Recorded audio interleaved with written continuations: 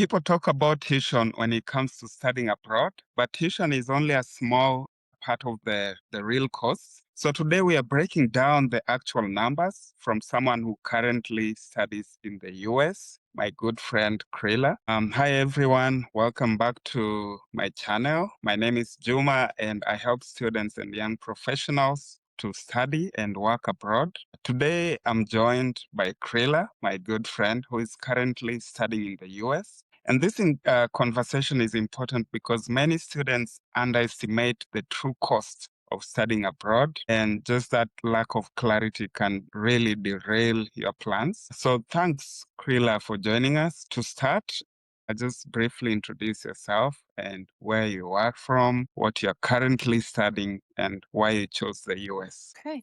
Thank you so much, Omala, for that introduction. My name is Rebecca Nafula. I am an international student in Illinois State University. I am from Kenya. And one thing that I failed to mention is that we both were students in KU. I think there is where I met Omala. And one thing about him is he's one of the people who really helped me with my journey to coming to the US. Before my desire to study in the US really grew, I wanted to go to Canada, and also at some point I also wanted to go to the UK. And because my friend was in Australia, I also wanted to go to Australia. But most of those countries, I tried applying for their visas, but unfortunately I did not get the visas. So one time I tried the US student visa and I got it. So it was a one-time trial and I got it. So currently I'm a student in the School of Technology pursuing technology project management in Illinois State University. I started back in 2025, spring intake, that's the January intake. So I've been here 1 year now and I'm in my second year. That's good. Thanks for that intro, Krila. You said you tried some different options. You at a certain point you wanted to come to Canada. How was that journey like to finally get a school and essentially visa to the US? So it was a very tough journey, I would be honest. One thing about studying abroad is there are so many people offering advices. And as a matter of fact, they're running businesses in terms of you give them money and they give you information or also help you apply to these particular countries. So for one, I think in the UK, I tried to apply by myself. I was trying to apply the Chevening scholarship. I think you really took me through that, but unfortunately, I couldn't get the scholarship. Another country that I tried was Canada. I got a school, I got part of the scholarship, and then when I got to the visa, there is where I had an issue. Looking back, one thing that I think really was a major factor for me was finances, because all this time they used to ask for my bank statement and I didn't have enough money. I didn't have enough money in my savings to like show on my parent. Most people asked for their friends or their uncles. I didn't have a rich uncle to present his bank statement and for me to get the visa. So I think finances were the major cause of me not getting the visas for these particular countries. But then coming to the US, I think my journey started in 2019. So I had a bit of time to like prepare. So I had my own finances saved. Apart from that, I also had learned so much about scholarships on here and where I could get money in terms of student funding, even when I came to the US. Me preparing and me having the time to basically gather my funds was a very important part in me getting the US visa. So that's important because today's topic is all about finances. Yeah.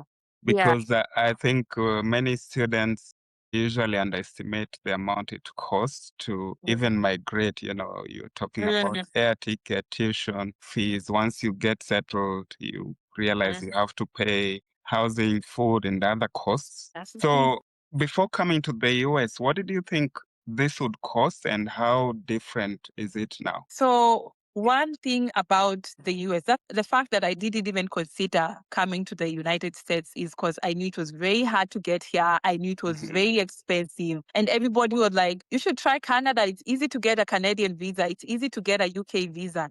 And I was like, you know what, let me try this. Everybody's advising you to get there. And they're telling me, oh, you get here and you find a job and you can pay your own fee. And I was like, okay. And Me trying the US visa was not even in the books. This was one thing that I could not even imagine of. And me doing my own research, as we are told, we have the internet on our phones right now. So me doing my own research and trying to gather as much information as I could was very important, even in planning my finances. At first, I knew it was very, very expensive to get here. I didn't know there were any scholarships. I didn't know about the Empower, for instance, before I got here. So me doing my own research, watching YouTube videos is one thing that really helped me to get the financial perspective about studying in the United States and how much it would cost me. So I knew it was so expensive, but I never knew there were other ways that would help me to get here and then try to figure it out because I'm not yet there still, you know. I still have other things that I need to work on in terms of finances, but I would say currently I'm comfortable in the space that I am financially studying. So yeah, I knew it was very expensive, but then after doing my own research, it was quite I can manage right now. You talked about a few things there that people usually do not do. So first of all, it's research Uh-huh. to get to know all the costs involved and start preparing early as well, like you said.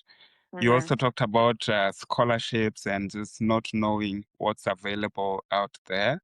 Yeah. And you talked about Empower, which I will ask you later about. Okay. But I just wanted to know first, what's that one expense that really shocked you? Like just coming from Kenya to the Yeah. US, Mhm. you're new, you get to school. What's that one expense that shocked you? So I think my one expense that really shocked me and still shocks me to date is housing. One thing about Western world, that you sign a lease for your housing, not a monthly rent. Let's say your rent is $10,000, but then that is spread across, let's say 6 months or 7 months or 10 months, depending on how long your lease is. I didn't know anything about that. All we know from back at home is you have a deposit and then you pay monthly rent and then you can just pack your bags and then you leave, you know. But here you sign a contract and you have to pay the rent for the particular amount of months that you've signed your lease for. So I didn't know much about that. I got here and the first thing I'm taken to an office. So the beauty about being a student is there are several people who would basically have like housing for students. So apart from being an international student, undergrad student for that matter, most of the universities don't provide housing. So you have to look for housing outside. So you might be lucky, you might be hosted by a Kenyan when you get here, but then that's for a few days before you find your footing and you find your own house. So I went back to shared accommodation and you're living in this 4-bedroom apartment, but then you're only paying for your room and you've signed a lease for 5 months or 10 months and you have to pay that rent no matter, you know, if you don't pay your rent, that is a criminal offense. So I didn't know about that. So that's one part I did not prepare for. You know, that's one part that really shook me when I got here. I know because in Yeah. Kenya, where we come from, you pay month to month. And then sometimes when you don't have money, you can talk to the landlord or landlady Yeah. Yeah. and they can give you some grace. But here Yeah. it's like now you're dealing with the law Mm-hmm. and you can be arrested and charged. Yeah. And also, I think accommodation is one of the underestimated costs because people usually just look at tuition fees. Mm-hmm. And then once they're able to raise that, it's like, okay, I'm ready to go. But Mm-hmm. they don't think about these other costs because you have to leave, you have to spend in other things. Mm-hmm. But before we get to other costs, I just wanted to know for a student or a young professional trying to look for schools abroad, I think one of the best things to listen to us is that we have lived that experience. Yeah. So we have some ideas about what those costs look like. Mm-hmm. So for a prospective student, maybe if you can tell them how much it costs annually Mm-hmm. for your tuition fees right now, and then compare to other schools, which could be maybe public, private in another state. Mm-hmm. And if really a state where you're studying matters, and also the geographical location, because I know some schools are right in downtown, Yeah. others a bit further away. So, how much does really studying cost in the US? So of course it depends on the school that you're applying for to and the course that you're applying to. Mhm. So when you're doing your research, of course, you have to look at your background and the course that you want to do in case you're applying for a master's course. But then again, you have to look across different states. And one thing about the US is something called the minimum wage. So Mm-hmm. apart from looking at how much the university costs, you also have to look at how much is the minimum wage at this particular state. In case I get to work, am I going to make like a few bucks to like pay my rent and, for me to be able to sustain myself apart from the fee. So those are the things that I looked at and I settled for Illinois. So I'm in central Illinois, and most people, when I say Illinois, they relate to Chicago. So Chicago is one of the major cities here. But about the town that I am in, it's like 2 hours away from Illinois, and it's in a small town, meaning the housing and the cost of living is quite affordable. But then you look at the minimum wage, it's the same with Chicago because we're in the same state. It is easier for me to be able to sustain myself, unlike me being in the city. My rent is not as expensive as being in the major cities. That's number one. Number two, I'm being paid the same minimum wage with somebody who is in Chicago. So looking at those two things, I would rather like go to a small town than go to the major city. Another thing to look at is the proximity to the major city. I am just 2 hours from Chicago, and there's different mode of transportation. So you don't really need to be in the major cities for you to like earn enough or have the different things that you need. So me being in a small town that is we have cross proximity to different areas and different towns. I think that it makes sense financially. You'd rather go study in a small town than go to a big city and spend much in terms of rent. So in terms of my rent, it's a shared accommodation. So you'll find somewhere where you pay between $250 up to $800 a month. But when you're in Chicago, it's one room starts from $800 a month. Depending on that, you are able to see, I'd rather be in a small town and, gather a few friends, get a house, furnish it, or move to a furnished apartment or a student shared accommodation, which is way, way cheaper. And then, of course, bills, you have to look at bills. So we have gas, we have electric bills, we have transportation in terms of your buses and whatnot. So being in a small town, most of the student cards cater for the small buses. So when you pay your fee, you can be able to use your card to like just swipe and move around. That is Mm-hmm. accounted for in the school fees. So yeah. So You how also much is asked the school fees, did you yes. say? Yes. So the school fees for the particular university that I'm in and the course that I'm doing is Yeah. between 9,500 to 10,000. And of course, this depends on how many credits you're taking. So for me, I have 9 credits every semester. Those are like 3 courses. That's the minimum for an international student. So we have a body called ISSS, which is the one for the international students. So you have to meet a certain threshold of credits to be in school. Mm. So we have to do like 9 credit hours per semester, excluding the summer semester, so that you can do one course, which is like 3 credit hours, which is okay. But then for the major semesters, which is the spring and fall, we are doing 9 credit hours on the minimum. So with that, the amount is 9,500. 3 credit hours is like 3,000. So depending on how many credit hours you're taking, that will inform amount of money that you're supposed to pay. So for me, it's like 9,500 to 10,000 per semester. And you guys have 2 semesters in a year? Yes, we have 2 semesters in a year, and unlike the UK where they do their master's course in 1 year, here it's a 2-year course. Most of the master's program are 2-year programs. Yeah. And how does that compare with maybe a US citizen or a Mhm. permanent resident? Are their cost for tuition subsidized? Are they able to access maybe other facilities like loans that you guys are not able to access as international students? Yes, most definitely. I think we were having this discussion with you about Canada is like international students pay way, way more than residents and citizens. So at the end of the day, we are paying so much more in terms of fee. And then we have less credit facilities. So I think that's the reason why when you go for your interview, they asked you, do you have finances? Do you have enough finances to cater for your school fees and your living expenditure? For me, they asked me for $40,000, and that would cater for 2 years of my study. And apart from that, they also asked for my living expenditure. So you have to show that before you're given a visa just to prepare you. Or if you don't have that, they look at, do you have any scholarships in that particular university, you know, that will take care of your fee. But then at the same time, you also have to present a few amount of coins in your bank statement to show that you can take care of yourself in terms of your living expenditures. So 40,000, that's for tuition for 2 years, because Yes. 1 year is 20,000. 20,000, yeah. So is that all you should prove to the immigration officer, or do you have to also have a few more for your living expenses? So most of the visa interview, they ask you to present and show a bit more for your living costs. Mm. Because they know living in the US, you not get here and get a job directly. Because as an international student, I'm allowed to work 20 hours a week.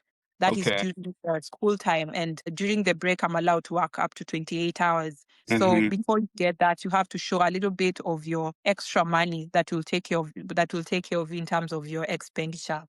So, okay. So now, so I'm just trying to understand the costs overall. So let's do annually. So annually, we have 20,000 for tuition.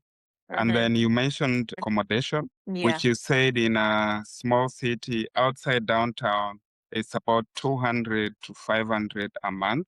Yeah. Oh, right. So you've talked about, so we were chatting about the costs that someone would need to factor in. So we've talked about the annual costs. In your case, it's 20,000 USD. And then we talked about accommodation around 200 to 500 per month. What other costs would you say you incur from month to month?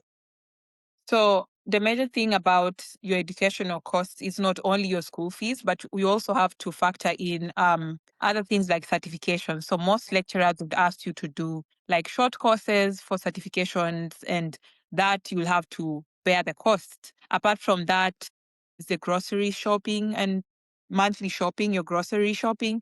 So basically, it depends on where you're shopping, but you can live within your means. For instance, where I am right now, we have pantries where you can go and get food for free, or you can go for your clothing. You can go for, there's one place where you can go for free clothes. For instance, where I am at in Illinois, there's a place called Sustainability. They give out free clothes, so you can walk in and get your free clothes. So basically, it's how you plan your monthly expenditure. The main thing is your rent.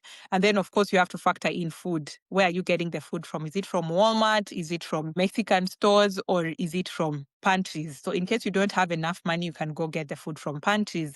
Apart from that is your clothing. We have different seasons. When you come here, we're used to the tropical season. Like Kenya, we don't have winter or summer. Here, you'll have to factor that in. During the winter, you'll have to wear heavy, and that also is expensive to some people. So you can get these clothes from places where they give out free clothing. But there is also thrifted stores where they sell it for cheap. So you can go to the thrifted stores as well. So, how much would you say you spend per month if you leave out your tuition fees and expenses related to school? So, just living expenses, how much would you approximate per month? Okay, I would say on a good month when I am really, really frugal with myself, I would spend like $200. And that is fuel, and that's gas for my car, and then also food. So roughly $200. So, And that is plus like putting accommodation. $50 per week. Mhm. For accommodation, my accommodation didn't plan early enough. So right Okay. now I'm paying $500. Yeah. So that's basically like $700. So, 700 times 12, that's about And that is without utilities. Utilities come to like around 120. month. So yes, for my gas and electricity and yeah, water bill. So, that's 820. Mhm. So I would just say $1,000. That's like Yeah. 120, Yeah. 130 thousand Kenyan shillings. Mm-hmm. Yeah. So about $1,000. That's about 12,000 per year. Per year. Yeah. And there's this notion that people think that once they come to the US or whichever country you want to go to study, they will just get a job and cover those living costs. Is this a myth or is it a reality? And how has it been for you? So I would say yes and no. I know people who, depending on the school that you are, I'm sure most of you have had somebody comes to the US to start to do their masters or in grad school, and then they switch to go to like community college where they can be able to afford. Mhm. And when selecting that community college, of course, you have to factor in like the place where you're going. Most people go to where other Kenyans are, and having a Kenyan community will really help you out in terms of even getting a little bit of, money in terms of just helping them out or whatever outside school. But then when you come to a place where you don't know anybody, you are Mm-hmm. following the rules. We are allowed to work 20 hours a week on a school when you're in school. So Yeah. you working 20 hours a week will not really help you will not give you enough money to like pay your own fee and, living la vida loca, for lack of a better word. So, Mm. um, in that case, that's why I'm saying yes or no, depending on what you are actually doing. So there are some people who come and they switch schools and they go to a place where they are able to get a little bit of outside job and they can try to do that. But now I would really not encourage them to do that because it's very tough for international students and immigrants right now in the US. You have to follow the rules, if Mm-hmm. any. So Yeah. I would say no for this particular time. You will not. I don't think you will. So what you're saying is people have to have some money from Hmm. back home, wherever Yeah. they are, Hmm. money saved to cater for not only tuition but also Yeah. living expenses. Yes. So Okay. maybe I can also add this to that, Omala.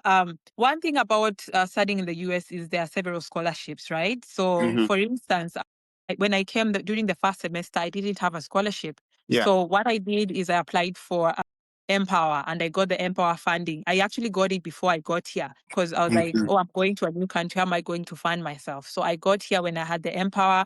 They paid my first year, first semester fee. But then I had the summer break where I tried to work and save some money, which then enabled me to buy the car that I'm using right now.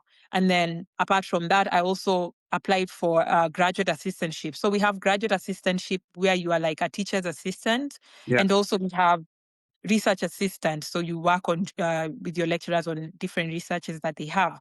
So I Mm-hmm. was able to get the graduate assistantship, which basically caters for your fee. But at the same time, you're also working with your professor. So you're being paid, you are given a certain stipend. So with that particular amount of money, you can be able to cater for your rent and a bit of your food.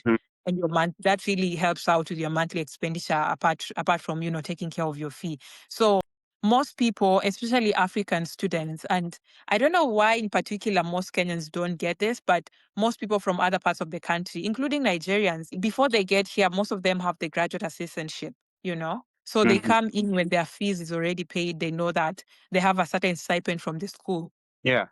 which is every month. And that really goes a long way in terms of Mm-hmm. cutting your.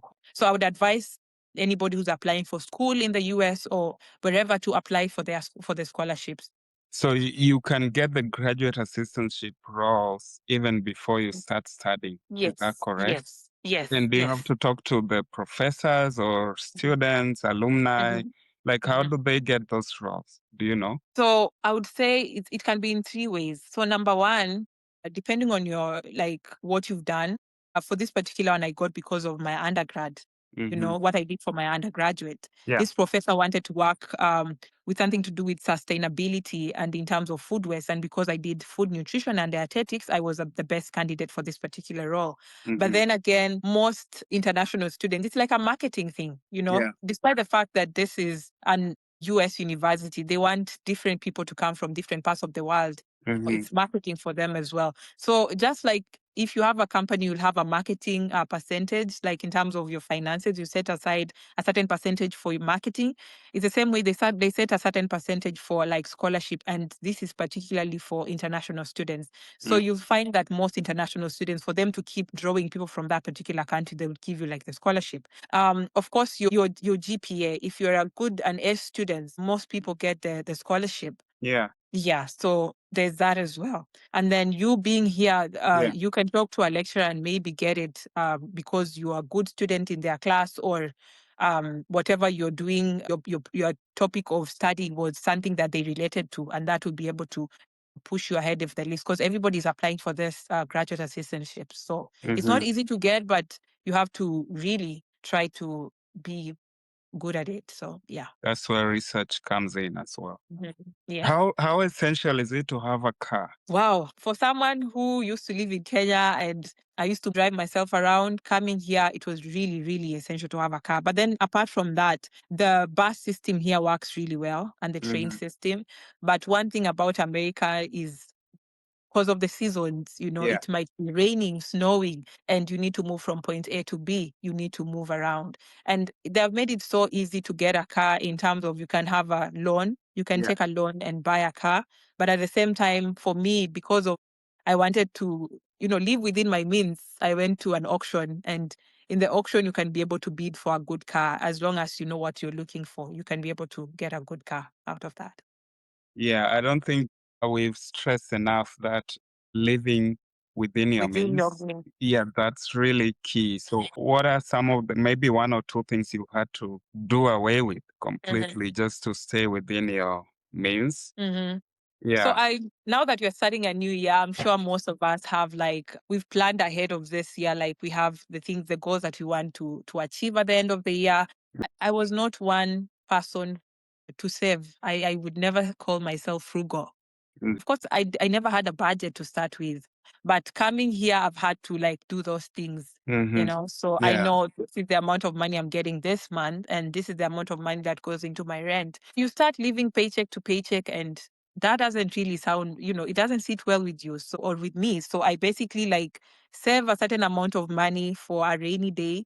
And most of the time, you might find a rainy day because one thing about working as a casual worker, because when you come here, you're a casual worker. When school Yeah. closes as a graduate assistant, you don't have any paycheck. You don't have any insurance. I didn't know how important health insurance was until I was out of school, like during the summer, and I became sick. Mm-hmm. And that was so expensive to pay out of pocket. Yeah.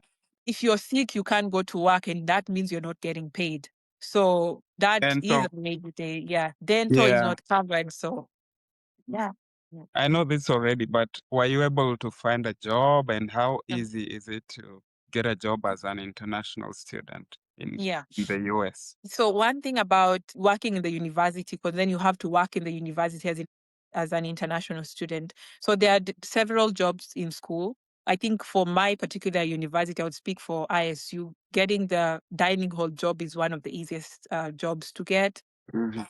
So I think the first time I got here, that's what I got, and I've been doing it until now. It was kind of easy to just get to work around it because I don't think for any African for that matter. I don't think it will be very hard for them to get a school job, especially in this part of town, the Midwest Mhm. part of the Midwest. Yeah. But Yeah. I've had some people complain that it's so hard for them to get even jobs in their school.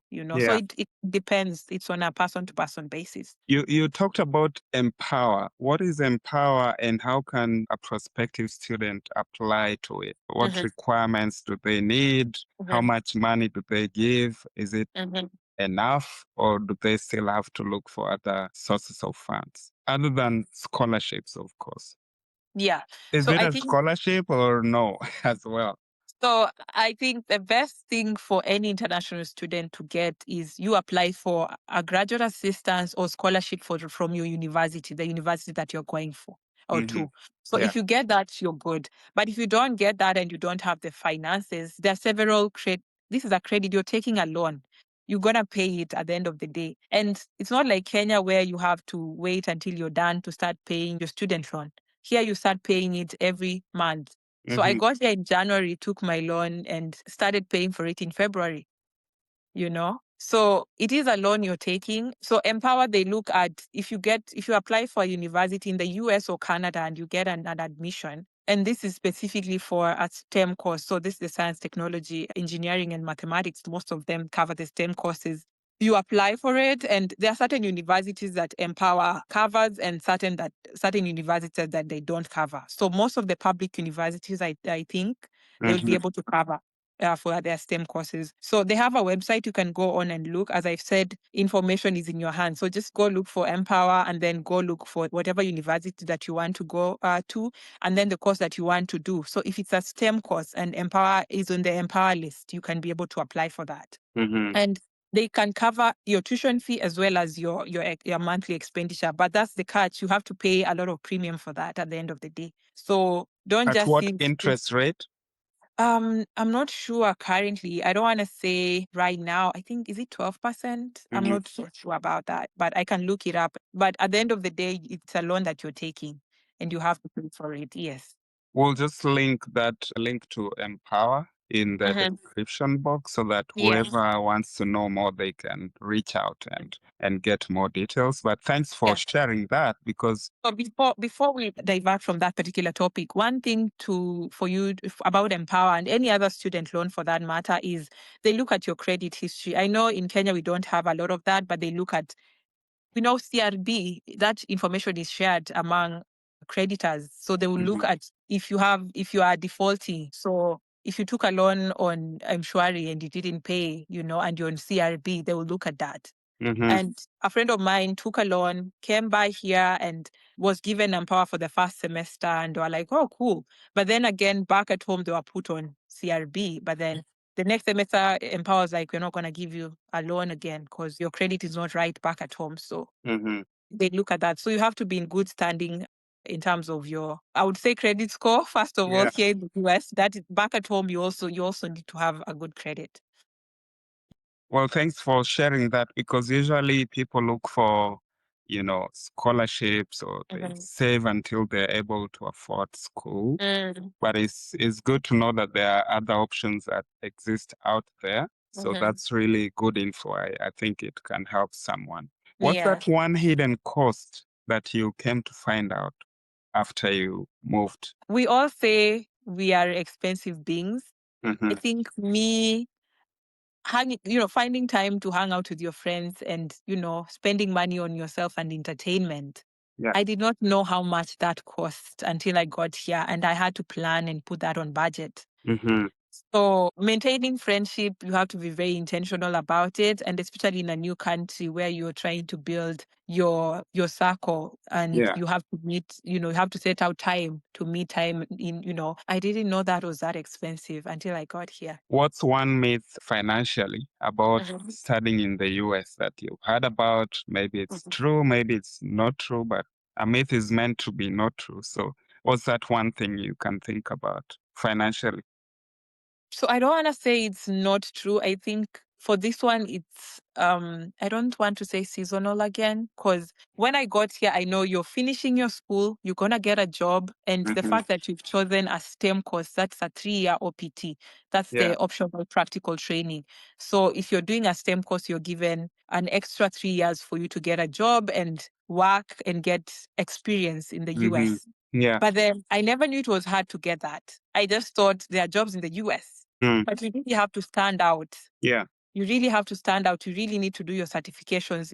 There's still competition. So I didn't know that was that hard to get until I came here and I had friends who were done with school and they're looking for jobs and they're not finding it. I'm like, we invested so much in Yeah. our journey to come to this particular country. And then you have your visa, but then you're given 90 days for you to be able to get a job. Hmm. If you don't have, you go back home. And I'm like, okay, That's that really one took part me that back. people Yeah. never talk about is pathways to work Mhm. afterwards.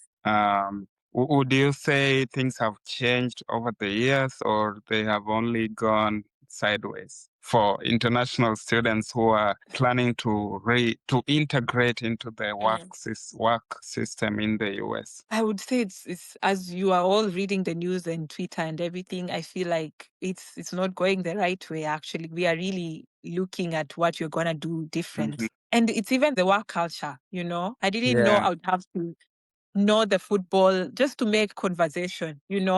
It's not about your papers alone. It's how you interact and for your interview. Yeah. Somebody who's a resident or a citizen here, they've lived here all their life. There's a way they talk. So you really have to try to assimilate. You have to be social because the way they are social. Hmm. How they talk, their food. So you really have to relearn and unlearn some certain things before you integrate into the job market here. So I think that's one thing that I'm really trying to learn and unlearn. Yeah. If students remember just one thing from this video about the course for studying abroad, what would your top advice or tip or recommendation be? So please do your research, do your own research. I know there are so many agencies and organizations saying, oh, we would help you, or you will come to us and listen to this particular video, but do your own research. Do your own research, So look at the course that you research. want to do. Yes, research, research, research. You have the power in your hands in terms of technology. Do your own research. You have ChatGPT, just ask it. Yeah.